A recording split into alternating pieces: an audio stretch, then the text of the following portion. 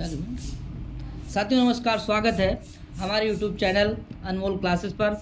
साथियों आज हम लोग नीति शतकम भर्तरी विरचितम मुक्तक काव्य का अध्ययन करेंगे। विद्युत पद्धति आज 16वां श्लोक है और ये किस छंद में है?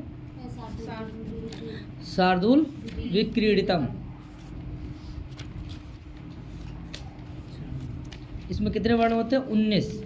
कितने वर्ण होते हैं? 19 वर्ण होते हैं। 12, 7 पर क्या होती है? एति।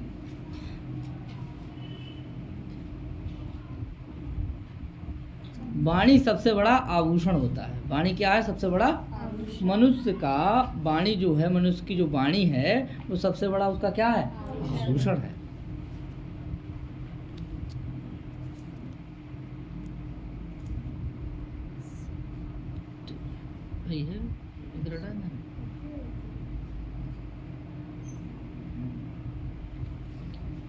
केयूराणि न भूषयन्ति पुरुषं हारा न चन्द्रोज्ज्वला न स्नानं न विलेपनं न कुसुमं नालङ्कृता मूर्धजा वार्णिकासमलङ्करोति पुरुषं या संस्कृता धार्यते क्षीयन्ते अखिलभूषणानि सततं वाग्भूषणं भूषणम्।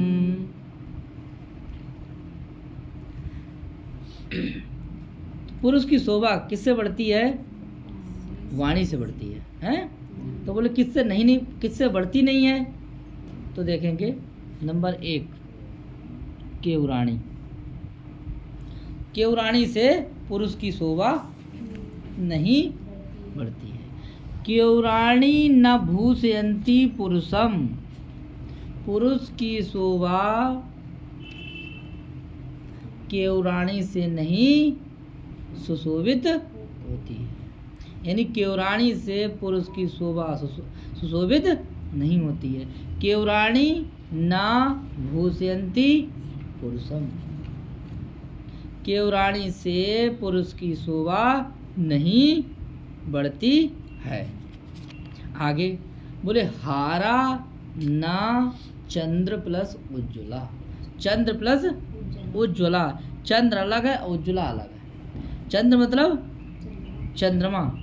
चंद्र मतलब है चंद्रमा। और उज्ज्वला मतलब क्या है? धवला। इसका मतलब है सफेद। ठीक है। और बोले हारा का मतलब क्या है? मुक्ताहार, मोतियों के हार। मोतियों के हार यानी कि ना हार से और ना उज्ज्वल। हार जो किसके समान है? बोले चंद्रमा उज्ज्वला, यानी कि चंद्रमा के समान उज्ज्वल हार से भी मनुष्य की या पुरुष की शोभा नहीं बढ़ती।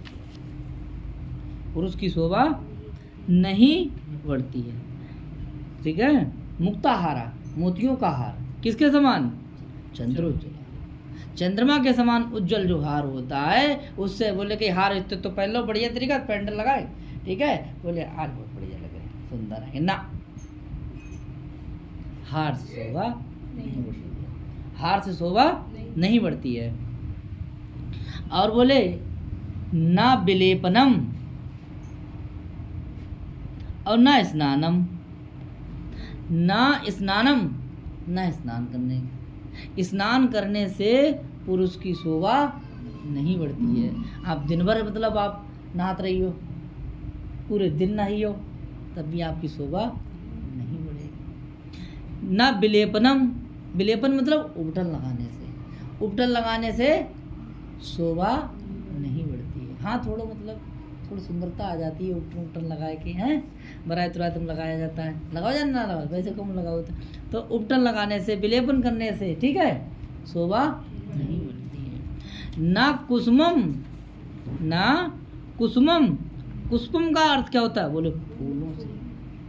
ना फूलों से पुरुष की शोभा मतलब फूलों से भी पुरुष की शोभा नहीं बढ़ती, यानी पुष्प धारण करने से भी पुरुष की शोभा नहीं बढ़ती है। और ना अलंकृता मूर्धजा, ना अलंकृता मूर्धजा, और ना केश पासों से, मतलब लंबे लंबे बालों से। ये बहुत लंबी चोटी है, स्त्री के लिए आएगी। यहाँ पुरुष में मतलब पुरुष भी आ सकता है, स्त्री भी आ सकती है, समझ रहे हैं आप भाई।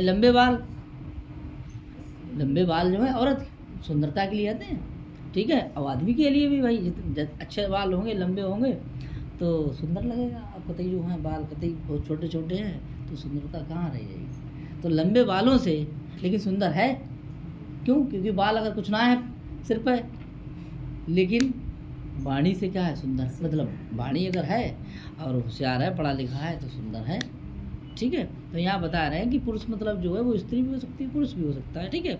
तो ना अलंकृता, अलंकृत होता है बोले मूर्धजा, उन्हें लंबे बालों से भी पुरुष की शोभा नहीं बढ़ती है। तो किस किस से नहीं बढ़ती है बोले? ना केवराणी से, ना केवराणी माने कहा बाजूबंद, ना हारा से, हार मतलब किसके समान है?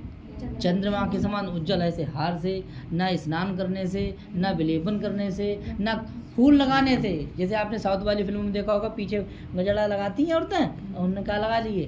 फूल, ठीक है। तो बोले उससे भी, और वो किस पर लगाना? बालों, ठीक है। आगे, और ना लंबे लंबे बालों से सुंदरता बढ़ती। तो बोले किससे बढ़ती है? किससे बढ़ती है पुरुष की शोभा?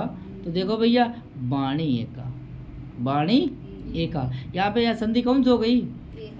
यण संधि। कौन संधि हो गई? वाणी धन एका। वाणी शब्द कैसा है? स्त्रीलिंग। तो एका शब्द कैसा हो गया? तो एका वाणी, एक वाणी ही बोले सम अलंकर होती पुरुषम, एक वाणी ही पुरुष की शोभा को बढ़ाती है, ठीक है। वाणी ही पुरुष की शोभा को बढ़ाती है। और कैसी वाणी हो? बोले संस्कृताधार्यते, संस्कृता, सुसंस्कृत वाणी। सुसंस्कृत वाणी ही एक ऐसी वस्तु है जो पुरुष की शोभा को बढ़ाती है। बाकी तीन जो ऊपर लिखी, दो लाइनें लिखी हैं, इनमें कितने हैं? 1 2 3 4 5 6 7, ये जो है ना पुरुष की शोभा को बढ़ाते हैं? नहीं बढ़ाते हैं। तो कौन बढ़ाता है पुरुष की शोभा? वाणी ही पुरुष की शोभा को अलंकृत करता है। और कैसी वाणी? बोले संस्कृताधारित, जिसमें क्या हो? संस्कार। सुसंस्कृता मतलब सुसंस्कृत हो, अच्छे संस्कार वाली, अच्छे संस्कार वाली वाणी ही पुरुष की शोभा को बढ़ाती है, ठीक है। देखो भैया, ऊपर वाले जितने भी हैं आभूषण आपके, वो क्या हो सकते हैं? नष्ट हो सकते हैं। बोले क्षीयन्ति, क्षीयन्ते, क्षीयन्ते, अखिल माने संपूर्ण, भूषणानि माने आभूषण। बोले क्षीयन्ते अखिल भूषणानि, ऊपर जो क्या है? केवराणी बहुवचन है, ठीक है। तो ऐसे ही जो भूषणानि माने क्या है? आभूषण। तो एक आपका आभूषण क्या है? केवराणी नहीं आभूषण है नहीं। एक आपका क्या वो हार नहीं है? पुरुष तो है, मतलब कर्म है। आगे देखिए, स्नान करने से, विलेपन करने से, कुसुम करने से, और अलंकृता मूर्धजा, ये जो हैं क्या हैं? ये सब आभूषण तो हैं। लंबे बाल हैं, स्नान करना है, विलेपन करना है, कुसुम लगाना है, केवराणी माने बाजूबंद पहनना है, ये सब क्या है? आभूषण। ये क्या हो सकते हैं? अखिल माने संपूर्ण, भूषणानि माने क्या है? आभूषण। बोले क्षीयन्ति माने क्या हो सकते हैं? नष्ट। ये सब आभूषण अपने समय पे क्या हो जाएंगे? नष्ट हो जाएंगे, बाहर गिरने लगेंगे, ठीक है। लेप ना लगा वो, सुंदरता चली जाएगी, ठीक है। फूल हटाए दो, सुंदरता खत्म, ठीक है। लेकिन ऐसी चीज जो कभी ना नष्ट हो, तो बोले सततम वाग्भूषणम भूषणम। वाणी एक ऐसा आभूषण है, वाग्भूषणम सतम भूषणम, ठीक है। बोले वाणी रूपी आभूषण सदा रहता है, सदा बना रहता है, जो कभी नष्ट नहीं होता है। सारे आभूषण नष्ट हो जाते हैं, लेकिन वाणी रूपी आभूषण कभी नष्ट नहीं होता है। वाणी रूपी आभूषण कभी नष्ट नहीं होता है। वाग्भूषणम में कौन सा अलंकार? वाणी रूपी यही देख लेंगे कौन सा है, रूपक। कौन सा अलंकार है, रूपक। रूपक अलंकार समझ लेंगे। अलंकार वाणी रूपी आभूषण। तो बाघ भूषणम में कौन सा अलंकार हो गया, रूपक अलंकार। कौन सा है, रूपक अलंकार। नीचे वाली लाइन सूक्ति है, ठीक है। ये वाली लाइन लिखी हुई है, जे वाली नीचे वाली, जे चौथी, ये कौन सी है, सूक्ति है। इसे नोट कर लेंगे। चलिए अब हम लोग देखेंगे टिप्पणी।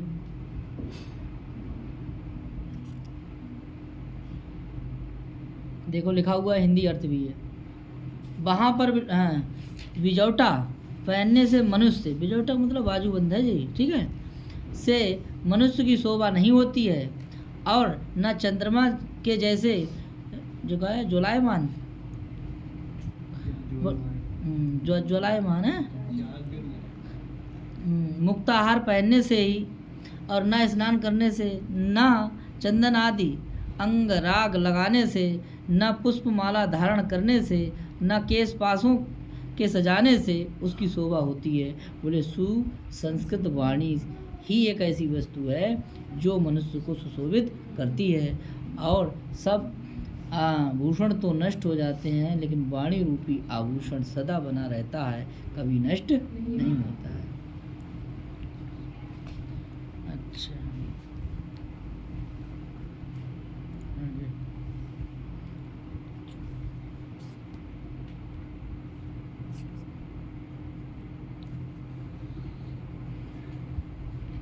चलिए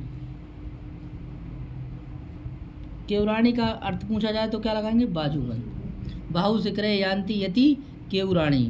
केवराणी में आप देखेंगे तो कौन समास हो जाएगा, ठीक है, ये अलुक तत्पुरुष समास होगा। कौन समास होगा, अलुक तत्पुरुष। अब लगा चंद्रमा इव उज्ज्वल, चंद्रमा के समान उज्ज्वल क्या है, हार, ठीक है। तो यहाँ पर आपका उपमित समास हो जाएगा, उपमित समास। चंद्रमा के समान उज्ज्वल, उज्ज्वल शब्द ऐसे बना है, उत्ज्वल अच।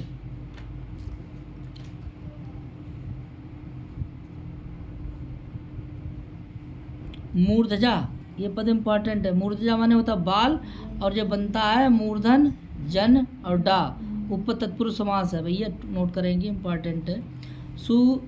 संस्कृता परिष्कृत व्याकरण आदि से शुद्ध ऐसी वाणी, ठीक है। सम क्री कत टाप, संस्कृता। अखिल भूषणानी यानी सभी गहने, ना अखिला बराबर अखिला, नए तत्पुरुष। भूषण शब्द बनता है भूष ल्यूट से, करने में, ल्यूट जो है कर्ण अर्थ में, ठीक है। अखिल भूषणानी बराबर कर्मधारय समास, नोट करेंगे। बाघ भूषणम वाणी रूपी आभूषण, वाणी रूपी आभूषण नहीं, चाहे भूषण कर दीजिए कोई दिक्कत नहीं, रूपक अलंकार होगा यहाँ।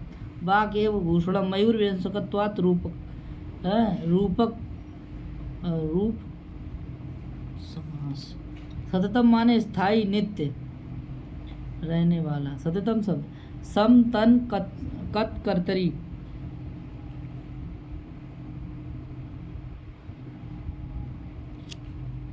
इस श्लोक में अन्य आभूषणों की अपेक्षा वाणी रूपी आभूषण अधिक स्थायी है, ऐसा कथन होने से व्यतिरेक अलंकार है। अलंकार ज़्यादा इम्पोर्टेंट नहीं है, छंद जो है वो शार्दूल विक्रीडित है, इसको जरूर नोट करेंगे।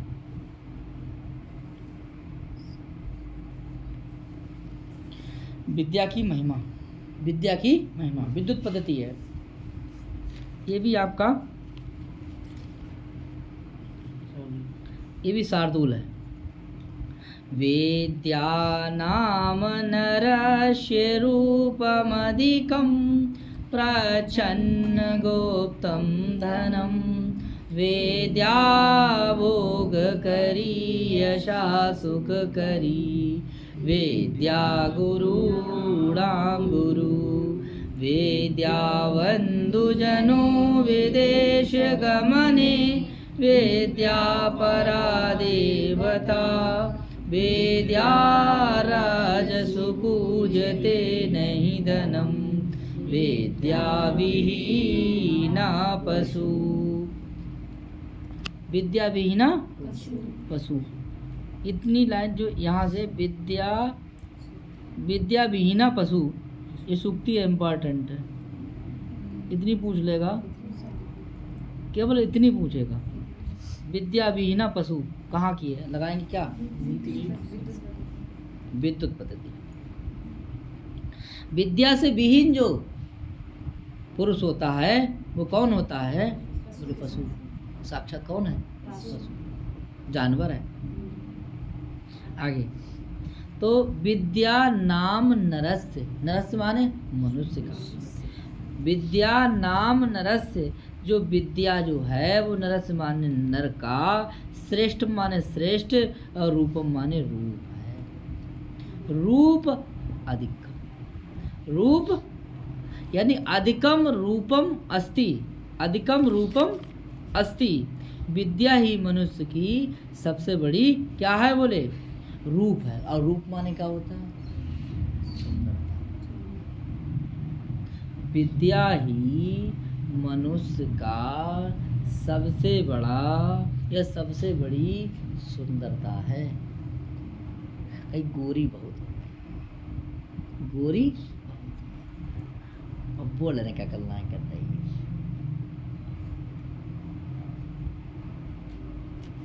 सुंदर है,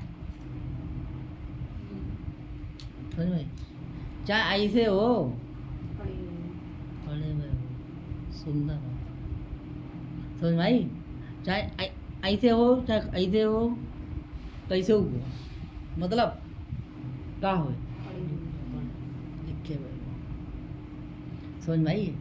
विद्या से आप अगर विद्यावान हैं तो आप सुंदर हैं। किताब कह रही, हम ना कह रहे ना, आपका हो गया ऐसे कह दी, ऐसे आँखी कर दी, ऐसे कर दी ना। अगर आप विद्या से, हम ना कह रहे, अगर मतलब जो कुछ कहने वर्त जिसका हमसे मत कहो। फिलहाल आप पढ़े लिखे हैं, कारे हैं, ठीक है, टेढ़े हैं, मेढ़े हैं, तब भी आप सुंदर लग रहे हैं, ठीक है, समझ में आई है। कोई शरीर में एक अंग कमी है इससे, ठीक है, तब भी आप सुशोभित, ठीक है। लोगों के जैसे चेहरा है, दिक्कत है, टेढ़ो है, मेढ़ो है, बस कोई फर्क ना है, लेकिन आप क्या है, विद्यावान है। अगर आप विद्यावान हैं तो आप कौन है, सुंदर है, ठीक है। तमाम ऐसे डीएम देखे हुए हैं आपको, ठीक है। आगे देखिए तो करे विद्या मनुष्य की सबसे बड़ी सुंदरता है, सबसे बड़ा रूप है। रूप का अर्थ यहाँ क्या है, सुंदरता, ठीक है, समझ में आई। आगे और क्या है, बोले प्रच्छन्न गुप्तम धनम, प्रच्छन्न गुप्तम धनम। प्रच्छन्न माने ढका हुआ, प्रच्छन्न गुप्तम धनम। बोले प्रच्छन्न का अर्थ होता है छुपा हुआ, क्या है, छुपा हुआ। प्रच्छन्न यानी कि गूढ़म, निगूढ़म, गुप्तम, रक्षितम, क्या है, धनम माने धन, छिपा हुआ क्या है, धन है। यही उसका छिपा हुआ क्या है, सुरक्षित क्या है, धन है। सबसे बड़ा धन क्या है, विद्या, इससे बड़ा कोई धन है। तो बोले छुपा हुआ गुप्त क्या है, धन है। धन कैसा है, तो बोले कहीं धन कैसा है, तो बोले प्रच्छन्न गुप्तम, किसका, मनुष्य का, मनुष्य का धन कैसा है, बोले प्रच्छन्न गुप्तम धनम। किसको है भैया, मनुष्य का है। क्लियर। आगे देखते हैं, विद्या भोग करी, यही विग्रह, विद्या भोग करी, विद्या भोग करी, सुख करी, यशा सुख करी। विद्या भोग करी, विद्या कैसी है, भोग वस्तु, भोग वस्तु लाभ हेतु, भोग वस्तु यानी विद्या ही भोग विलास देने वाली है। अरे विद्यावान हो जाओगे, गाड़ी ले, घर बनाओ, बोलो ना, समझ में आई। कुछ ऐसी महिलाएं हैं बेचारी धोती ले लेती, पार्लर ज्वाइन करो, अब पैसे ना आए। समझ में आई? जिसकी नौकरी लग जाएगी ना, पार्लर जाएगी, सुंदरता है, भोग करो, मर्सिडीज लो, गाड़ी लो, कोमल। समझ में आई? आगे देखो, यशा सुख करी, यश हो जाएगी, चारों दिशाओं में नाम हो जाएगी। चार दिशाएं तुम्हारे मतलब जहाँ रह रहे हो, 10 किलोमीटर इधर, 10 किलोमीटर इधर, 10 किलो पूरब, 10 किलो पश्चिम, है ना, 10 किलोमीटर इधर इधर उधर, चारों तरफ कहाँ है? यश हो जाएगी। यश सुख करी, चेहरा जो है ना, आवा जो है, जब मुँह है सुंदर चमक आ जाए। बोलो ना कैसी है? बोले क्या करने वाली है? बोले यश और सुख को देने वाली है।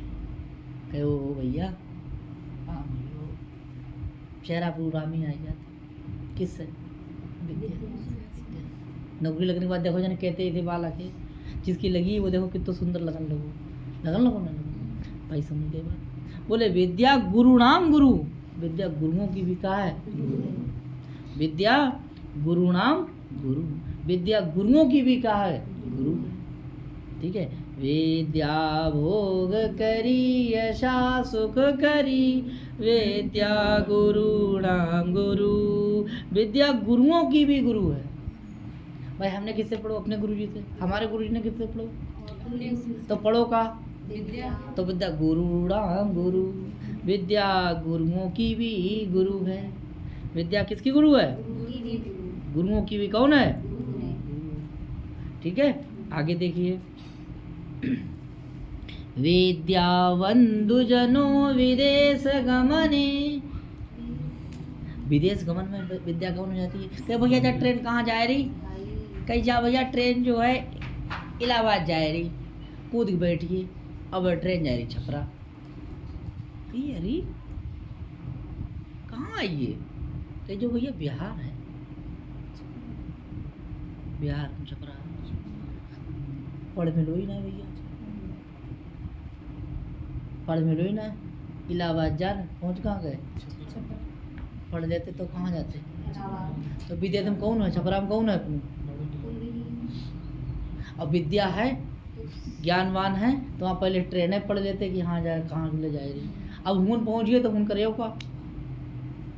क्या कर सकते? क्योंकि आप कैसे हैं? और अगर भैया विदेश में अगर पहुंचिए, विदेश गमने, विदेश जाते समय विद्या किसका काम करती है? भाई के समान है। ठीक है, विद्या आप पढ़े लिखे हो, गाड़ी देख लो भैया, प्लेटफार्म नंबर 3 पे जाने वाली गाड़ी खड़ी है, ठीक है, कहाँ कहाँ जा रही है तो आप पढ़ लेंगे। क्लियर है? और जहाँ अगर पहुंचिए आप मान लो गलती से, चलो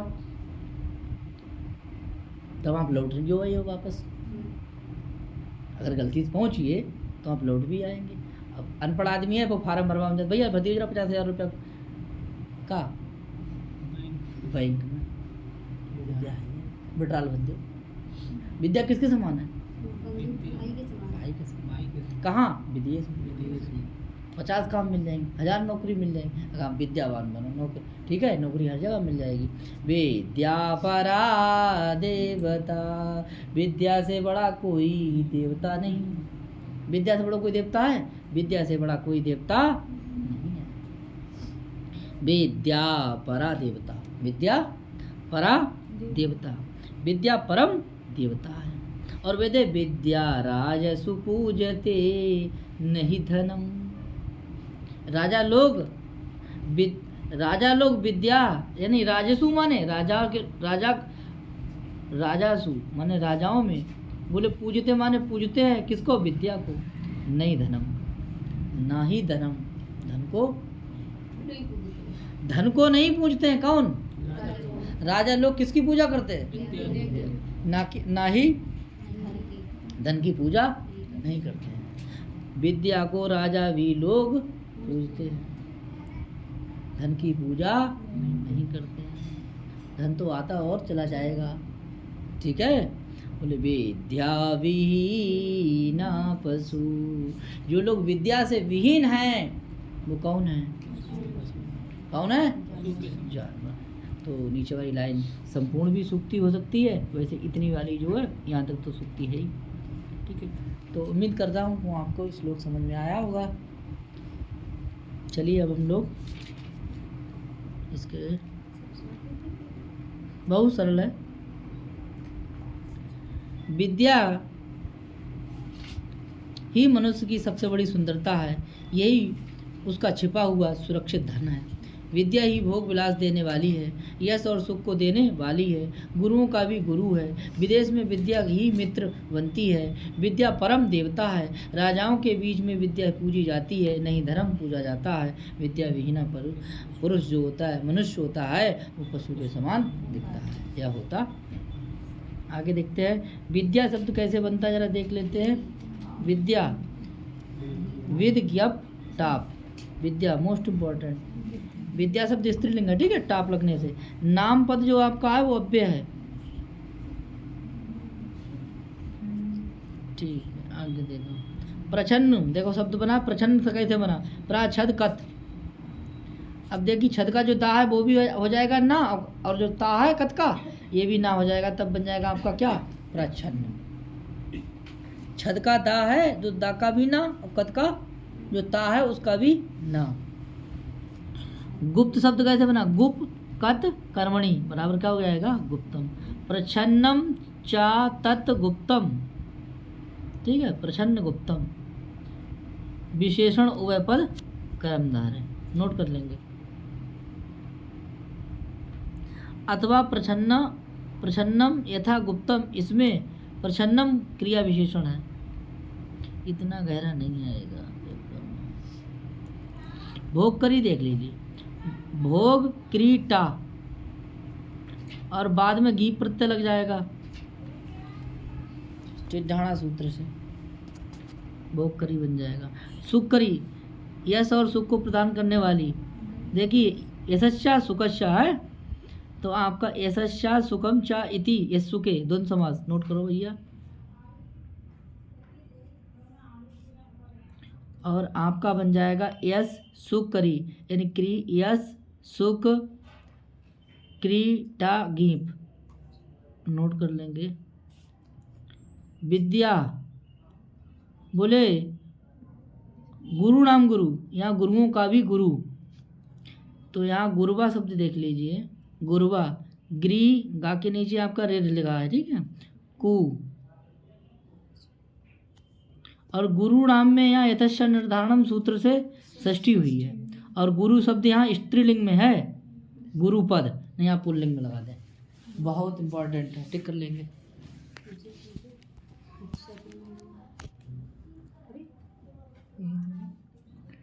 गुरु शब्द दो स्त्रीलिंग रूप होते हैं, एक बनता है आपका गुरुवी और गुरु, व्याकरण में देखेंगे हम लोग इसको, ठीक है। सूत्र भी आ गया है, इसका कारण होता है वो तो आपका गुण वचना सूत्र से, विकल्प से गीस प्रत्यय लगता है, तभी आपका गुरुवी शब्द बनता है। बुद्ध जना, ठीक है। राजसु पूजिता, राजाओं के विषय में, यानी राजाओं से पूजित है, आपका व्यधिकरण सप्तमी यहाँ पे हो जाएगी इस राजसु में। कतश्चा वर्तमान सूत्र से,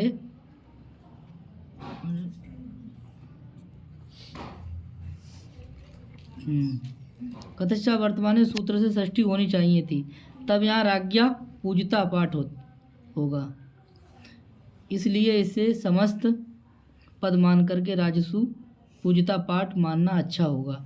विद्या विहीना, विद्या से विहीन, तो देखिए विहीन शब्द कैसे बनता है, वी हा होआक त्यागे, होआक त्यागे में जो है वी हा का हा ही रहेगा, नहीं हा का ही हो जाएगा, और कत प्रत्यय लगने से विहीना बन जाएगा। विद्या विहीना, विद्या विहीना तृतीया तत्पुरुष समास, विद्या विहीना मतलब तृतीया तत्पुरुष समास। इस श्लोक में उपमान उपमेय में अभेद होने के कारण रूपक अलंकार है, और यहाँ अनेक रूपक होने से माला रूपक, विद्या रूपी और शार्दूल विक्रीडित छंद है, नोट कर लो। हम तारणी झा की किताब से अध्ययन कर रहे हैं साथियों, देख लेंगे।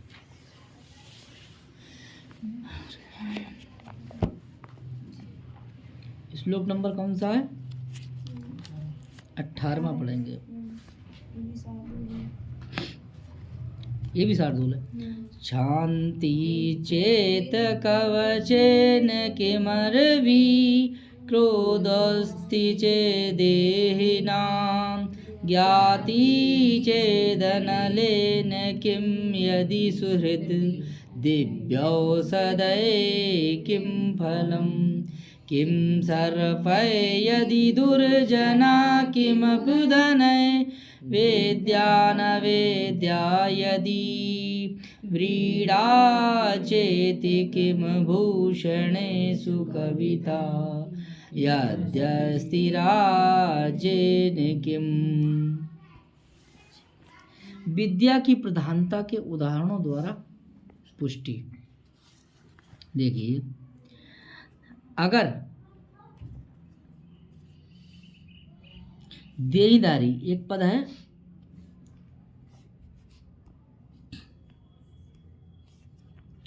चेत धन देही नाम, चेत धन, चेत माने होता है यदि, चेत माने क्या है यदि, देही नाम मतलब क्या होता है प्राणी नाम। देहीधारी, जो देहीधारी लोग हैं, प्राणी नाम मतलब प्राणी हैं, उनमें बोले अगर शांति है, शांति का मतलब क्या है शांति, अगर शांति है देहीधारी लोगों में तो बोले कवचेन की, कवचेन शांति चेत कवचेन किम। यदि देहीधारियों में शांति है तो ले कवच की कोई किसकी कवच की कोई आवश्यकता। देहीधारियों में क्या है शांति है, संतोष है, तो फिर कवच बुलेट प्रूफ जैसे इस जमाने में जो नेता लोग का लगाए रहे हैं, जैकेट जॉकेट, ठीक है, तो कोई जरूरत नहीं। शांति, शांति तो लड़ाई नहीं। देहधारियों में अगर शांति है तो कवच की कोई आवश्यकता नहीं है, ठीक है। तो आगे देखेंगे, और अगर बोले क्रोध है, क्या है क्रोध, अगर देहधारियों में क्रोध है तो अरबी माने शत्रुओं की कोई आवश्यकता नहीं है। अरबी का अर्थ क्या है तो शत्रु की कोई आवश्यकता नहीं, क्योंकि क्रोध ही शत्रु है। क्रोधी क्या है शत्रु है, क्रोध सबसे बड़ा क्या है, और शांति है तो कवच की कोई आवश्यकता नहीं। और अगर आपके अंदर क्रोध है तो फिर शत्रु की कोई आवश्यकता नहीं है। तो साथियों, पहली लाइन में आप अर्थ समझ चुके होंगे, कोई दिक्कत। अगर शांति है तो कवच की, और अगर क्रोध है तब तो शत्रुओं की कोई जरूरत नहीं है। क्या आवश्यकता, कोई आवश्यकता नहीं है, ठीक है। बोले ज्ञाति, ज्ञाति, अगर ज्ञाति का अर्थ क्या होता है सगे संबंधी लोग। अगर सगे संबंधी लोग हैं तो चेत अनलेन की, तो आग की आवश्यकता, तो किसकी, आग की कोई आवश्यकता नहीं है। आग कौन है, अपने ही गिराते हैं नजर मन पे बिजलियां। समझ में आया। अगर सगे संबंधी हैं लोग हैं तो आग की कोई प्रयोजन नहीं, क्योंकि आग खुद भी है कौन, सगे संबंधी। समझ में आया, क्लियर। आगे, और सुहृद, सु माने अच्छा, और हृदय माने हृदय, शोभनम हृदय, जिसका शोभन हृदय तो सुंदर हृदय हो, वो कौन होता है मित्र। कौन, और मित्र अगर ऐसे करके हाथ ऊपर फिराए दे, ठीक है, तो बुखार हाथ दो उतर जाएगा, उतर जाएगा तुरंत। 98 बुखार हो 97 हो जाएगी, एकदम वही देख करते हुए सही हो जाएगा। बोले अगर अच्छा मित्र है ना तो औषधि की कोई आवश्यकता नहीं है, ठीक है, औषधि की कोई आवश्यकता नहीं है। समझ में आया। बहुत बीमार आदमी है, अगर केयर उसकी अच्छी तरीक़ा से हो रही है तो जल्दी 8 दिन में सही होने का है, वो 4 या 5 दिन में सही हो जाएगी। अगर उसकी केयर नहीं हो रही है, लाड ना हो रहा, प्यार ना हो रहा, तो मतलब जल्दी हो जाएगी, बाद देर लगेगी, देर बोलो ना, समझ में आई? तो बोले सुहृद है अगर अच्छा मित्र है तो फिर औषधि की कोई आवश्यकता, समझ में आया? अगर शांति है तब, अगर क्रोध है तब, अगर सगे संबंधी है तब, और अगर अच्छा मित्र है तब, किम सर्पय यदि दुर्जना, और अगर दुर्जन है आपके पास तो नाम की कोई जरूरत नहीं। इधर देखो, आस्तीन के साथ तो आज तक रिटर्न मार देंगे। अगर दुर्जन है, दुर माने बुरे, जन माने अगर बुरे लोग आपके संग हैं, ठीक है, तो बोले फिर आपको सांप की कोई जरूरत नहीं, बेई डस लेंगे, बेई काफ़ी है। कौन? दुर्जन। अगर आपके पास दुर्जन है तो फिर सांप की कोई जरूरत नहीं है। किम किमपु धनय अनविद्या, अगर आपके पास अनविद्या मतलब निर्दोष विद्या है, जिसमें कोई दोष ना है, जिसमें कोई दोष ना हो, ऐसी अगर अनविद्या है तो बोले पैसा की कोई जरूरत नहीं, उसकी मतलब पैसा की कोई आवश्यकता, क्योंकि कैसी विद्या है? निर्दोष। गैस पेपर से पढ़ी हुई विद्या नहीं, मूल किताब से पढ़ी, क्वेश्चन आंसर से पढ़ी हुई ना, किससे? मूल किताब से पढ़ी। अगर आप मूल किताब से पढ़ो तो मैं किसी को पढ़ा पाओगे। क्लियर?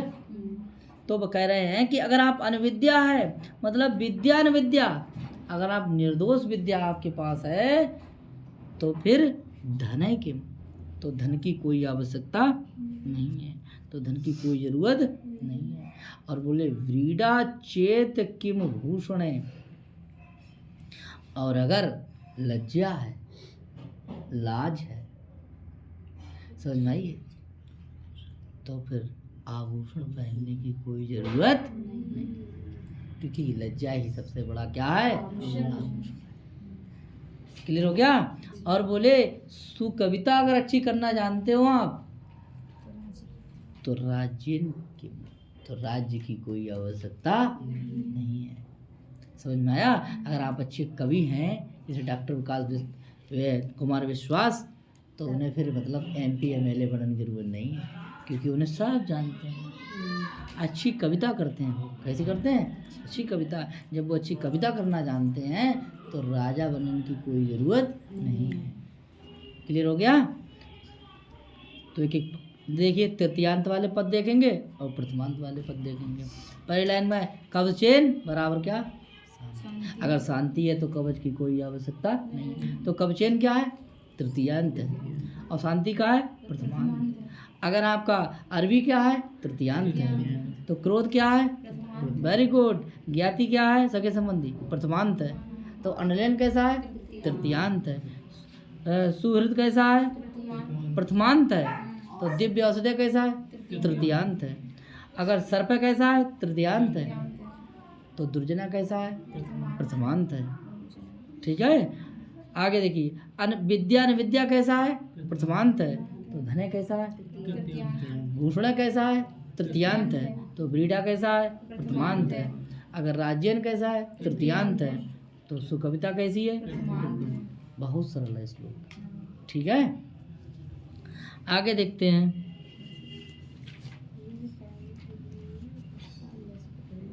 श्लोक समझ में आ गया? तो आगे देखते हैं भाई।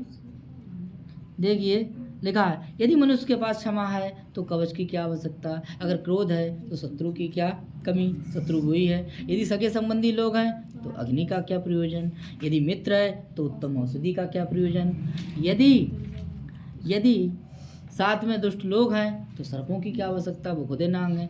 यदि निष्कलंक विद्या है तो धन की कोई आवश्यकता नहीं है। यदि मनुष्य के पास लज्जा है, ठीक है, लाज है, तो आभूषणों का क्या प्रयोजन।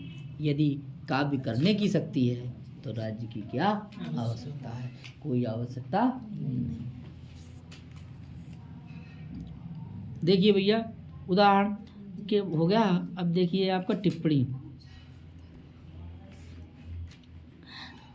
देह नाम माने क्या होता है? प्राणियों के। देह प्लस इनी आपका क्या बन जाए? देहिना। और यहाँ षष्ठी से सूत्र से देह नाम में क्या हो गई? षष्ठी। ठीक है, नोट करेंगे। शांति शब्द में क्या होता है कि छम प्लस कितिन भावे।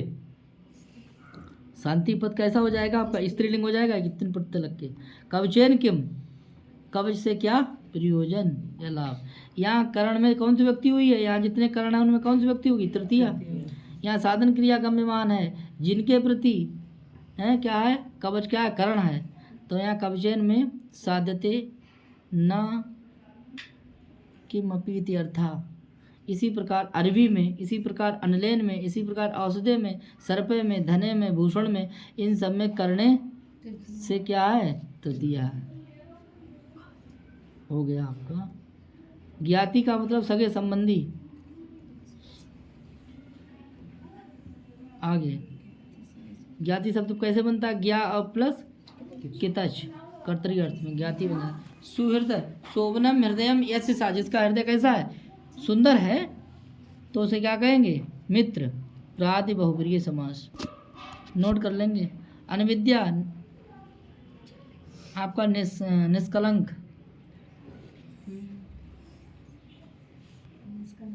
अनविद्या में नए तत्पुरुष समास है, नोट करेंगे। विद्या में तो टाप प्रत्यय लगाइए। सुकविता, ठीक है। सुकवि में आपका अपराध तत्पुरुष समास होगा। कवि नहीं, सुकविता आपका बन जाएगा। सुकविता में सुकवि तल टाप। राज्येन किम, राज्य से क्या लाभ? राज्ञा भावा कर्म वाह। राज्यम, राज्येन प्लस यक। यह शार्दुल विक्रीडित छंद है। यहाँ कवि इन्हें शांति आदि के द्वारा कवच आदि की व्यर्थता बताकर धन की गौणता और विद्या की मुख्यता स्थापित की है।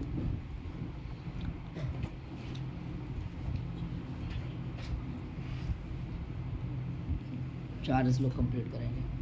लोक व्यवहार के लिए उचित मर्यादा आवश्यक है। लोक व्यवहार के लिए, ठीक है, उचित मर्यादा आवश्यक है।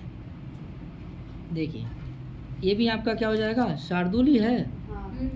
दाक्षिण्यम स्वजने दया परिजने शाढ्यम सदा दुर्जने प्रीति साधुजने नयो नृपजने विद्वजने आर्जवम शौर्यं शत्रुजने क्षमा गुरुजने कान्ताजने धृष्टता ये चाएव पुरुषा कलासु कुशला तेषु ये लोके स्थिति।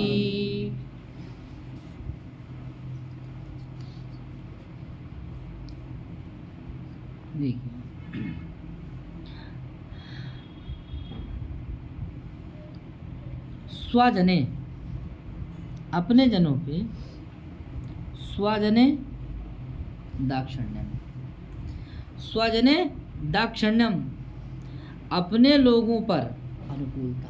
दाक्षिण्यम माने का अनुकूलता दिखाते हैं। जो लोग अपने लोगों पर अनुकूलता दिखाते हैं। और परिजने के ऊपर दया, परिजने के ऊपर क्या करते हैं? और नौकर चाकरों के ऊपर दया दिखाते हैं। जो लोग इस लोक व्यवहार में अपने लोगों पे अनुकूलता दिखाते हैं और परिजनों के प्रति दया का व्यवहार करते हैं, उन्हीं पे लोक मर्यादा क्या है? स्थित है। क्लियर? दूसरा साढ्यम सदा दुर्जने, दुर्जन माने बुरे लोगों, बुरे लोगों के साथ, दुर्जनों के साथ, सदा माने हमेशा, साढ्यम क्या करते हैं? दुष्टता। साढ्यम माने क्या है? सठता, अर्थात सठता माने क्या है? दुष्टता। लेकिन दुष्टों के साथ कैसा व्यवहार? दुष्टों के साथ दुष्ट जैसा व्यवहार करते हैं। अपने लोगों के साथ क्या? अनुकूलता का व्यवहार करते हैं। परिजनों के साथ कौन है? नौकर हैं, चाकर, उनके साथ कैसा व्यवहार करते हैं? दया का व्यवहार करते हैं। पहली लाइन कोई दिक्कत? ठीक है।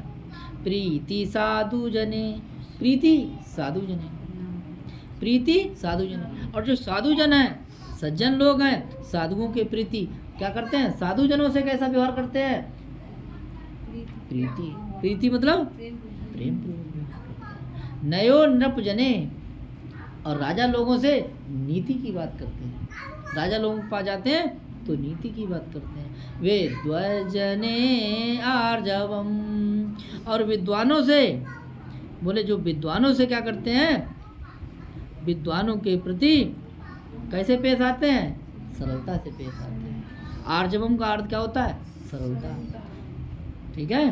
विद्वानों के सामने सरलता से पेश आते हैं। शौर्यम शत्रुजने, और शत्रुजनों के साथ शौर्यम पराक्रम के साथ पेश आते हैं, यानी कि जो शौर्य लोग शत्रुजने हैं उनके साथ सूरवीरता से पेश आते हैं। कौन, जो लोग क्षमा गुरुजने, क्षमा गुरुजने, और क्षमा कौन है, गुरुजनों की क्या कर, गुरुजनों, गुरुजनों, गुरुजनों का मतलब क्या है, मतलब पिता आदिशु, पिता आदिशु ये कौन है, गुरुजनों के, बोले सहनशीलता का व्यवहार करते हैं। पिता आदि के सामने कैसा व्यवहार करते हैं, सहनशीलता। यहाँ पर जो है आपका जो क्षमा मतलब सहनशीलता, सहनशीलता का क्या करते हैं, व्यवहार करते हैं। कांता जने दृष्टता, और जो स्त्रियों के प्रति कैसा, दृष्टता, प्रगल्भता, ठीक है, स्त्रियों के प्रति कैसा, थोड़ा कड़क, समझ में आया, ऐसा जो लोग व्यवहार करते हैं। ए चा एवं पुरुषा, ए चा एवं पुरुषा, ए माने जो, चा माने और जो ए, और जो पुरुषा माने पुरुष। ये जो पुरुष बताए गए हैं ऊपर, बोले कलासु माने कलाओं, कुशला माने कुशल। इतनी कलाओं में जो लोग कुशल हैं, जो पुरुष इतनी कलाओं में कुशल है, निपुण है, तेसु एव, उन्हीं में ही लोका स्थिति, यानी लोक स्थिति, लोक स्थिति मतलब लोक मर्यादा अवतिष्ठते बनी रहती है,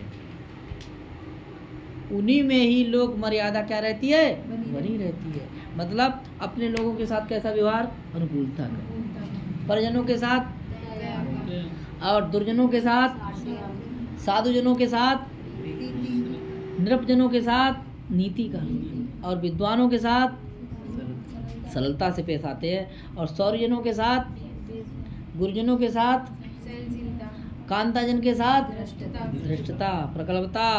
और बोले इतनी कलाओं में जो लोग कुशल हैं, जो पुरुष कुशल हो जाते हैं, लोक मर्यादा की लोक मर्यादा उन्हीं पे बनी रहती है, अर्थात लोक स्थिति मर्यादा उन्हीं पर बनी रहती है, अर्थात लोक स्थिति का भार रहता है उन्हीं व्यक्तियों में, ठीक है, उन्हीं के ऊपर लोक मर्यादा यानी लोक स्थिति का भार बना रहता है। समझ में आया, ठीक है। अब ये तो इतना पॉइंट तो आएगा नहीं कि जो गिन के बताएं, साढ़े में 1 है, दया 2 है, फिलहाल हम इसको अलग अलग थोड़ा करेंगे, प्रश्न ऐसा आना मुश्किल है, लेकिन ये जरूर पूछ, इतना आप सरल कर लीजिए। देखिए ये आपका क्या है, दाक्षिण्यम, ठीक है, तो ये प्रथमांत हो गया, प्रथमांत वाले पद हम इकट्ठा करा रहे हैं, ठीक है। दया प्रथमांत, साढ़्यम प्रथमांत, ठीक है, प्रीति प्रथमांत, नयो प्रथमांत, आर्जवम प्रथमांत, शौर्यम प्रथमांत, क्षमा प्रथमांत, धृष्टता प्रथमांत। क्लियर हो गया, ये सब कैसे हो गए, प्रथमांत हो गए। ये गिनने को नहीं आएगा प्रश्न, ऐसा इतना कठिन नहीं आएगा, लेकिन थोड़ा सरल कर ले रहे हैं। अच्छा, सप्तमी वाला देखिए, स्वजने, परजने, दुर्जने, साधुजने, नृपजने, दुर्जने, शत्रुजने, गुरुजने, कांताजने, ठीक है। इतनी कलाओं में जो लोग, जो पुरुष कुशल होते हैं, लोक मर्यादा उन्हीं में बनी रहती है। बहुत सरल श्लोक है, समझ में आ गया होगा। क्लियर, आगे बढ़ते हैं हम लोग, अब टिप्पणी देखते हैं। जो लोग अपने ऊपर अनुकूलता दिखाते हैं, नौकर चाकरों पर दया दिखाते हैं, दुष्टों के साथ क्षणता का व्यवहार करते हैं, साधुओं के से प्रीति करते हैं, प्रेम करते हैं, राजाओं के प्रति नीति के साथ वार्तालाप करते हैं। आगे बर्ताव करते हैं और विद्वानों के प्रति क्या लिखो है, सिंहाई से पेश आते हैं, अर्थात आप सरलता से पेश आते हैं और शत्रुओं के प्रति वीरता दिखाते हैं, अपने गुरुजनों के प्रति सहनशीलता दिखाते हैं, अपनी कांता के प्रति ढिलाई दिखाते हैं। हाँ, ढिढाई लिखा है, ठीक है, इस हाँ ढिढाई। और इस तरह से जो लोग हैं ललित कलाओं में निपुण होते हैं उन्हीं के ऊपर लोक मर्यादा यानी लोक स्थिति का भार रहता है। ऐसा नहीं है कि हर समय कैदी करके नजर में रखो, ठीक है, कि नीचे ही गिरा के रखो, कांता जन दृष्टता, ऐसा नहीं है, ठीक है। मतलब समय आने पे वो तो हम इतना जानते नहीं, फिलहाल हमारे पास बीवी नहीं है, हमें जो वर्ड पता है वही हम लोग हैं बता देंगे, हम आगे बता सकते हैं, ठीक है। आगे देखिए,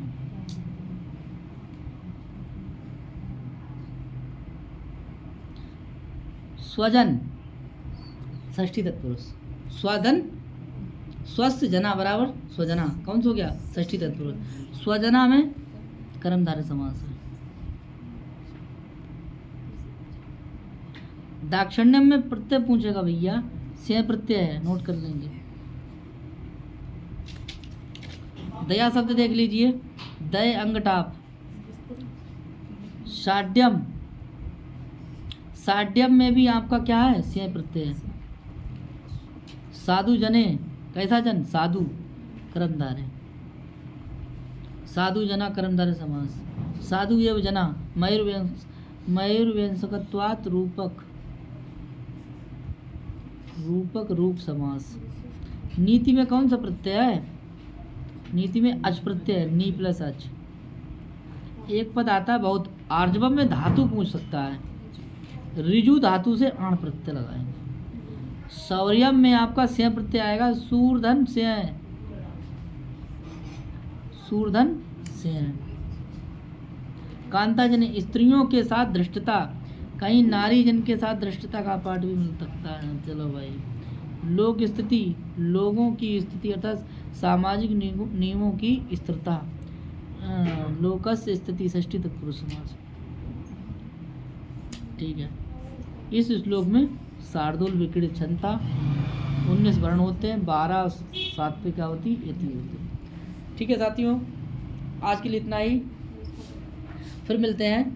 नमस्ते, राधे राधे, नमस्कार।